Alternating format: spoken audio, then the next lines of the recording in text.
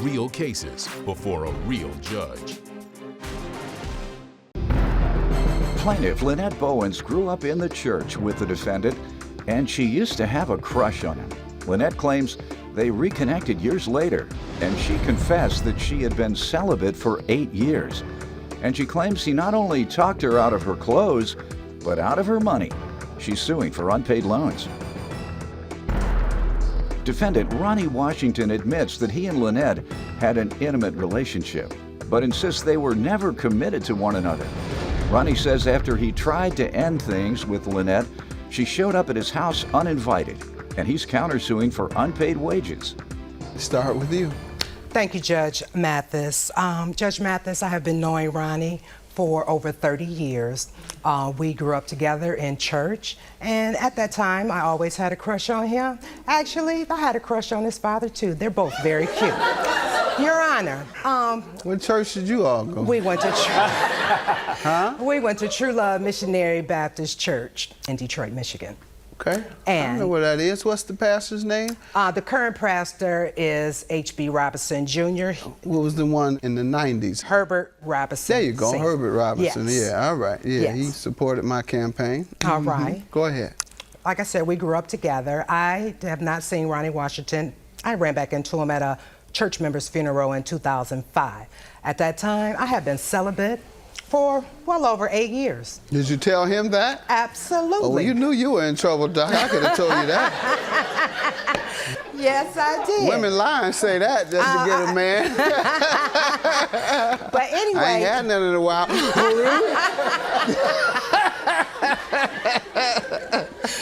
Well, were you just telling him that, or was that true? That was the absolute truth. You weren't just telling him that to get him excited. Absolutely not. Go ahead. Thank you. That's when he took me out of my panties after 8 years, as well as my money. Would you like me to tell you how that happened, Your Honor? Don't mind. Don't mind if I do. Okay. Like I said, I ran back into Mr. Washington at a funeral at our church in 2005, and we exchanged numbers. We talked on the phone for over about a month or so, and we probably had only phone conversation because at that time I was taking care of my mother, who was ill. Well, my mother passed away in 2005, the next month in November. And at that time, I was a little down, and I found Mr. Washington to be very comforting at that time. He allowed me to stay at his home for over a month or so. When I got to his house, that's when I lost my panties, okay? And I stayed over there, you know, like I said, about a month or so after my mother had passed. Then Mr. Washington came to me, like in March. Did the pastor approve of that?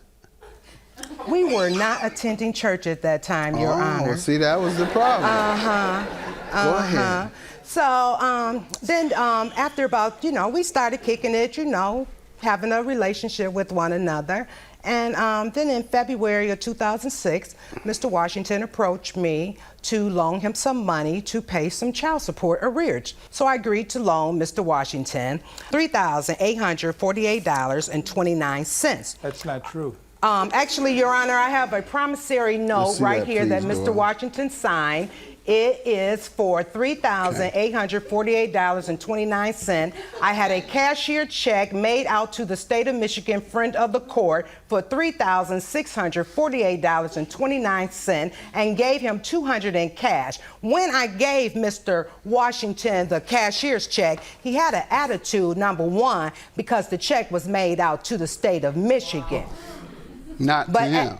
Absolutely not. So as I told him... He probably didn't intend to pay the child That's not my support. issue. That's his issue. But bottom line is, when I told him, you can take this check and take care of your business, or you can give me my check back and I'll put my money back in the bank. Now, this has been since 06? Absolutely. Yes, a lot of things have been going on since 06, You're good. Your Honor. You haven't cut him. Pardon me? You haven't cut him or anything. I'm a respectable woman, Your Honor. I believe in the power of the law. Good.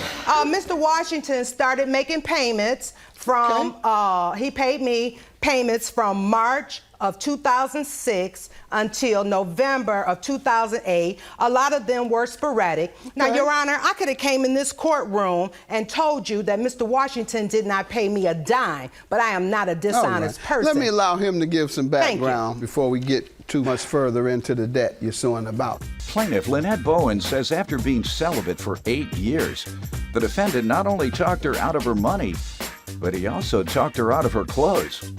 Sir? We were connected back in, I guess it was 2006. And at that time, it was okay. We had a good time. We went out a few times and things like that. And then we did become intimate. It wasn't like I took the panties or nothing like that. She came to me, and she stayed at, and when she stayed at my house, I don't remember her staying at my house for no whole month.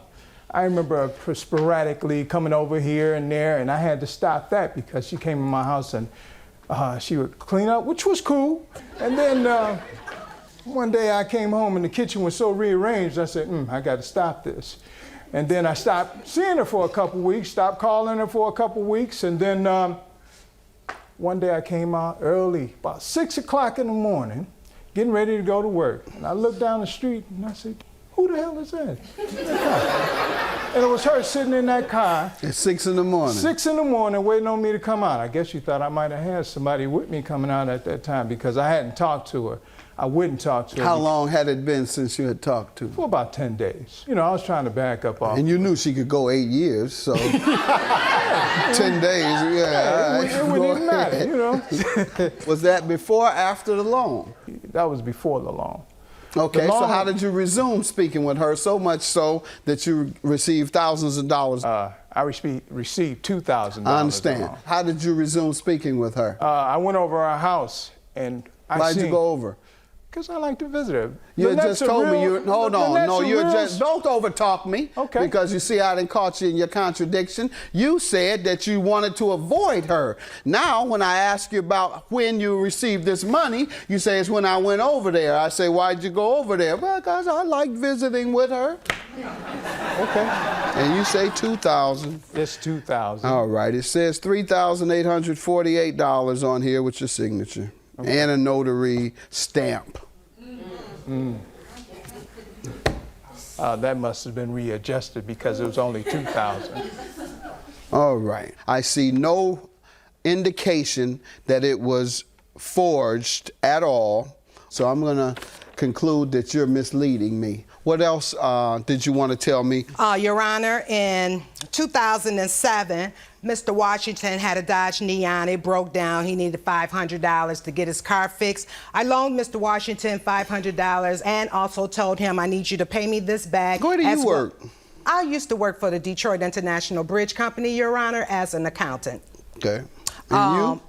I work for the federal government. All right. Why did she end up having so much more money? Oh, you had child support obligations. When I get a chance to explain, I'll explain. Explain why you were broke? Is that what you're going to explain? That's what I'm asking you about right now. I'm asking you why did she have so much money? At the time, so much so that you had to borrow thousands. I had got laid off from a job. Well, that's what I was asking about. Whatever you're talking about explaining to me later, I'm asking about that. Okay. All right. Now, I might not want to hear what you got to say later because you've already lied to me. You said 2,000. I'm looking at the note. And you say it's forgery. But I'm not trying to lie to you. I'm trying to tell you the whole truth. You're trying to say she committed forgery. That's what you said. Okay. Right. Right. Good enough. I don't believe you. Now, the other monies are for what now? In 07, $500 for repairs. And then, Your Honor, Mr. Washington drives real wild, accumulated a ticket that was in May of 2009, and he didn't have the money at that time to pay $150. And then, yes, Your Honor, Miss Generous Lynette, always wanting to help someone in need because I am that person that if you are in need, how much, ma'am, when? Okay. Parking ticket, the last thing that I loaned to Mr. Washington was in April of 2010, and that was another ticket for $232. You haven't been paid for these either? I have not. I have requested payment. So let's go over the numbers again. He originally said $38.48.29, and he paid how much toward that? $1,150. So that left how much? Just 1 second. 2698. 2698 at that point. And so you want to add on the 500, 150, and 232? Yes, sir. Sir, did you borrow monies in 07, 09, and 2010? That wasn't a borrow, that was a gift. All right. You have any evidence that it was a loan, ma'am? Just 1 second, Your Honor. Your counterclaim for... Let me get to him while you look. $1,118 for your counterclaim. How does she owe for that? Redid her entire house. I have a carpenter experience. I redid all the walls. She helped. We redid all the walls, sand all the floors, did all the electrical, did all the plumbing, did all the drywall, put new ceramic tile down. We did everything in the entire house. The agreement was $2,000. Okay. And when was that? That was in 2006. She paid me sporadically from 11/6 to 11/7. I mean 1/7. All right.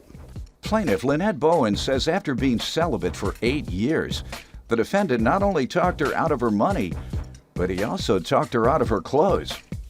Ma'am, what do you say to the wages for the home repairs? Your Honor, actually, the agreement was I would pay him $2,500. Okay. I also have an email. And you have the items that were listed? Yes, that I he do. would I have that on the March email. I'm going to hand you one more email, sir, and that is an email from June the 4th of 2008, where it states that Mr. Washington asked me for $2,500 to help me finish my downstairs unit. It was paid. And then I also state to Mr. Washington that he must be mad that he can't come over here and help me with this work because he's already been paid, the money's gone, and the work hasn't been done. Let's see it. Sir, did you get this email? I got the email, but she hadn't paid me. Okay, did you respond to her? No. All right, why not? There was no need to respond to Yes, her. it is. When someone says you owe them money and they put it in writing to you. I have a response, Your Honor. You should. Oh, you say he did respond. Your Honor, I Let's have an see it. email here, and it states that that he planned on completing all that I was paying him for. Let's see it. What do you say to that, sir? I don't remember sending the email. Okay. All right. I'm going to grant your judgment, and I'm going to dismiss yours. I think you're just a liar, period. Judgment for the plaintiff in the entire amount. Yours dismissed. Thank you very much, Your Honor. Ronnie Washington, you're still going to be my friend, but you should have stood up and been a man in the Don't first tell place. me whether I should have been a man, because I was a man. You You lied. didn't pay me. I doubt it very seriously. Whatever.